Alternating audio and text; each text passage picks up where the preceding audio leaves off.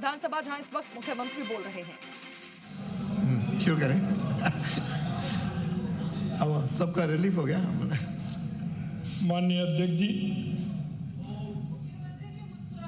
अब मैं इस गर्मामे सदन के माध्यम से पक्ष और विपक्ष के सभी माननीय सदस्यों के प्रति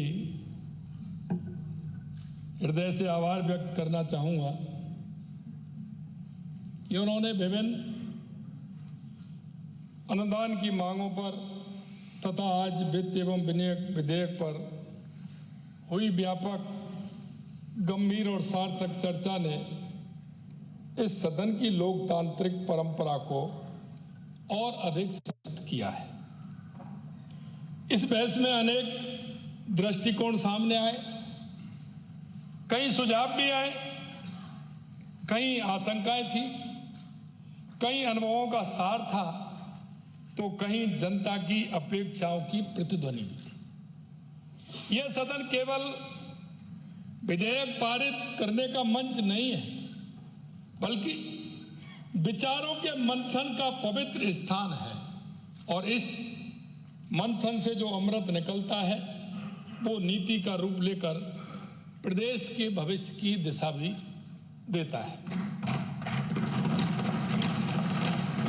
माननीय चर्चा के दौरान उठाए गए प्रत्येक बिंदु का हमने गंभीरता से संज्ञान लिया है। कोई भी सुझाव छोटा नहीं होता, कोई चिंता उपेक्षा योग्य नहीं होती, क्योंकि हर शब्द के पीछे प्रदेश के किसी न किसी नागरिक की आकांक्षा जुड़ी होती है। मैं सदन को आश्वस्त करना चाहता हूं कि प्रस्तुत सभी बिंदुओं का परीक्षण निष्पक्ष और व्यवहारिक दृष्टिकोण से किया जाएगा। जहां नीतिगत समन्वय की जरूरत होगी वहां समन्वय स्थापित किया जाएगा और जहां त्वरित कार्रवाई अपेक्षित होगी वहां विलंब नहीं होने दिया जाएगा। हमारा दृष्टिकोण टकराव का नहीं, समाधान का है, विरोध का नहीं, विकास का है। लोकतंत्र की सुंदरता इसी में है कि हम भिन्न मतों के बीच में प्रदेश के हित के लिए हम सबकी समान भावना हो, हम प्रदेश के लिए समान भावना के साथ काम करें। आज इस सदन में मैं भारी मन से एक बात कहना चाहता हूं कि प्रतिपक्ष के सदस्यों में सुनने की क्षमता कितनी है वो बढ़ानी होगी। चुनौती स्वीकार करने का साहस नहीं है। मैं आपको कहना चाहता हूं, मैंने पहले दिन ही कहा था कि विपक्ष हमारी ताकत है, अगर उनकी दिशा ठीक हो। लेकिन मैं हमेशा एक बात कहता हूं, आप सभी हम इस सदन में आए हैं राजस्थान की 8 करोड़ जनता के लिए। हम इस सदन में आए हैं उस अंतिम पंक्ति में खड़े उस व्यक्ति के लिए। इसलिए हमारी इन सारी बातों का जनता पूरी तरह से देखती है और ऐसा नहीं है हम सदन में आ गए तो आंकलन करने वाले हमें। ये जनता पूरा आंकलन करती है और उसका निचोड़ भी देती है। हम यहां बहस अपने निजी फायदे नुकसान के लिए नहीं, आम जन के कल्याण के लिए करते हैं। जनप्रतिनिधि होने के नाते इस सदन के प्रति हम सभी की जिम्मेदारी है।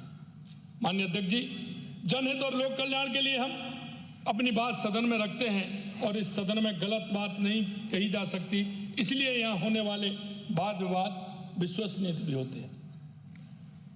प्रदेश की 8 करोड़ जनता अलवर ढाल पर नहीं जा सकती और बहस भी नहीं हो सकती।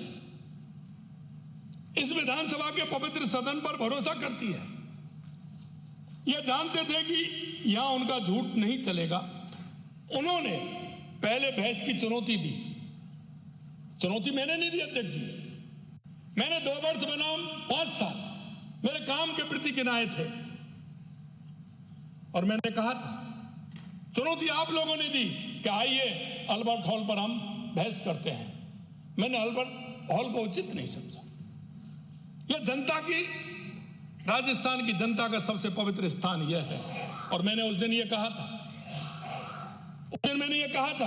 कि अगर बहस हो जाए तो मैंने मेरा प्रतिवेदन रखा, और प्रतिवेदन मेरा 2 साल का है, बहस उसमें 5 साल की भी है, 2 साल की भी है।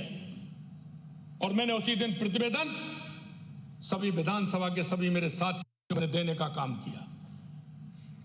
मैंने प्रतिवेदन इसलिए रखा कि मेरा 2 साल का था, 2 साल का प्रतिवेदन। अब वो कह रहे हैं साहब उत्कर्ष। अब मैं पता नहीं इतना ज्ञानी कैसे बताऊं मैं। उत्कर्ष एक संस्कृत मूल का शब्द है जिसका अर्थ है उन्नति, प्रगति, विकास, श्रेष्ठ अवस्था, जिसे कहते हैं अग्रसर होना। अब इसमें प्रतिपक्ष के नेता को ये कमी कहां से महसूस हुई, जरा मैं इतना ही कहूंगा, ज्यादा नहीं कहूंगा। जिन्होंने आपको ज्ञान दिया है, जरा और गुरुजी के पैर पकड़ के एक बार दोबारा पूछ लेना कि उत्कृष्ट का मतलब क्या है। इन्होंने पहले बहस चुनौती दी, जब हमने चुनौती स्वीकार की तो उन्होंने उसका सामना करने का साहस भी नहीं निकला। अरे मैंने तो जब जिस दिन बात हो रही थी और जब ये बात चली तो मैंने ये कहा कि आप तो 5 साल की बात करें। सदन में मैंने किताब दी है, पूरा मैंने मेरा प्रतिवेदन दिया है, आप 5 साल की बात करें, उसमें आपको कहां दिक्कत आ रही है? आज भी तो आपने बात रखी है, आप उस दिन भी रख सकते थे, लेकिन आप आज इसलिए रख दी आपने कि जो आपको बात नहीं रखवाना चाहते थे वो आज सदन में नहीं है, वो आज सदन में नहीं है, वो उस दिन सदन में थे, इसलिए ये बात नहीं रखवाए। अब मैंने कुछ गलत नहीं कहा कि आपकी थोड़ा सा एडजस्टिंग करिए, ऐसे काम नहीं चलेगा आपका। और आप देखिए उसका इतना असर पड़ा, माननीय अध्यक्ष जी, इनके नेता।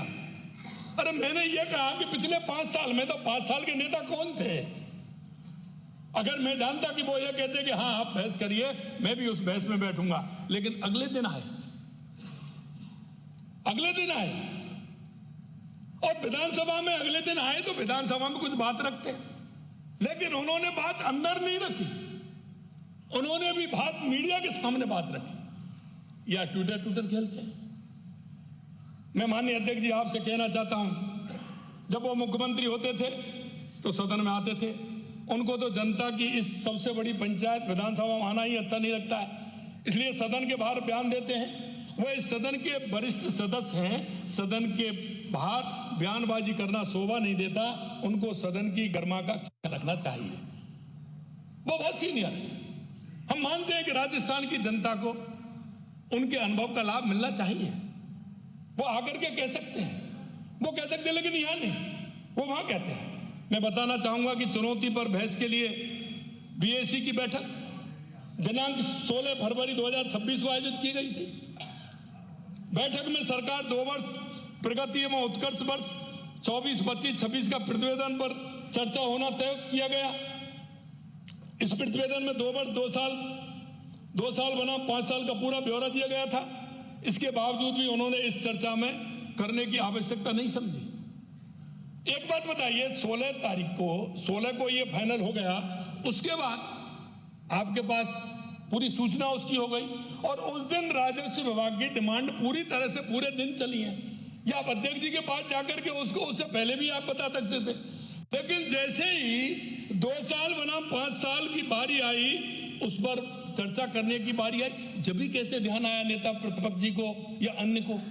ये तो देखना चाहिए कि आप अंदर अध्यक्ष जी के साथ मीटिंग करके आए हैं, आपने कुछ देखा है तो मैं इसमें क्या समझूं और ये राजस्थान की जनता क्या समझे कि आपको 4-5 दिन पहले बता दिया गया, उसके बाद आप सुबह तक उस चर्चा में भाग ले रहे हैं, लेकिन वही चर्चा आने पर आप इस तरह से उसको वॉकआउट करके क्या स्थिति की आपने? मैं आपको इतना भी कहना चाहता हूं, इस आधार पर आपने 21 फरवरी को चर्चा की अनुमति आपने दी थी और उन्होंने यह भी कहा था कि हम भी हमारा 5 साल का रखेंगे, और मैंने यहीं से कहा था कि आप भी अपना रखिए, तो क्यों नहीं रखा? किसने मना किया? या तो मतलब उनके पास था नहीं, क्या रखते वो? और आगे अभी कुछ हैं, मेरे को माननीय प्रतिपक्ष के नेता ने कहा है तो मैं कुछ आगे मैं भी बताऊंगा। अब ये कह रहे हैं आंकड़े मेरे पास, तो उन्होंने भी कहा था कि ये तो सरकारी आंकड़े हैं। अरे भाई, आंकड़े कौन से होते हैं उनको आप बता दो मेरे को, कौन से आंकड़े होते हैं? आपके घर के आंकड़े होते हैं कि कहीं और से बनाए जाते हैं कि कहां से आते हैं? आंकड़े तो सरकारी होते हैं। तो मैं तो आंकड़े वही दे रहा हूं।